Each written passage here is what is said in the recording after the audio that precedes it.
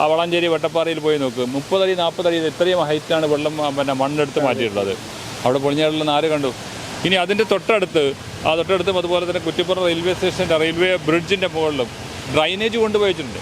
Drainage സ്വാഭാവികമായിട്ട് പ്രോജക്റ്റിനനുസരിച്ച് drainage പിന്നെ വെള്ളം പോകുന്ന വഴി അതിൻ്റെ സാധാരണഗതിയിലുള്ള ഒഴുക്ക് തടയാതെ അതെവിടെയാണോ പോകുന്നത് അവിടെ നിന്ന് നിർത്തുക എന്നുള്ളതാണ്. അപ്പം ഇവിടെ ഇതിൽ ഡ്രൈനേജ് പോകുന്ന ആ ഡ്രൈനേജ് അവിടെ തോട്ടിലോ അല്ലെങ്കിൽ പുഴയിലോ കൊണ്ടുപോയി വെക്കണം അല്ലേ. ഇത് എവിടെ എന്താ ചെയ്തത്? പുഴയിലേക്കൊന്നും പോകണം. അത് ഭാരതപ്പുഴയുടെ തൊട്ട് പുറത്ത് 400 മീറ്റർ ഇപ്പുറത്ത് ഡ്രൈനേജ് കൊണ്ടുപോയി അവിടെ വെച്ച് അത് പിന്നെന്താണ് അവിടുത്തെ കച്ചവടക്കാരുടെ റൂമിനകത്തേക്ക്, വീടിനകത്തേക്ക്, കൃഷിക്കാരുടെ ആ സ്ഥലങ്ങൾക്കകത്തേക്കാണ് കൊണ്ടുപോയത്. സാങ്കേതികമാണ്.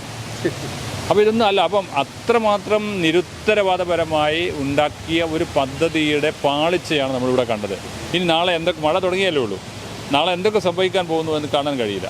അപ്പോൾ അതുകൊണ്ട് ഗവൺമെൻറ് പരിപൂർണമായും അത് പരിശോധിച്ച് എവിടെയൊക്കെയാണോ ഇത് കറക്റ്റ് ചെയ്യേണ്ടത് അതൊക്കെ കറക്റ്റ് ചെയ്യണം. അതൊരു കൂരിയാട് പാലം, ഇതൊരു പാലത്തിൻ്റെ അവിടെ ഒരു എക്സാമ്പിൾ ഇപ്പോൾ വന്നു എന്നുള്ളൂ. ബാക്കിയുള്ളവർത്തൊക്കെ സംഭവിക്കാൻ പോകുന്നേ ഉള്ളൂ.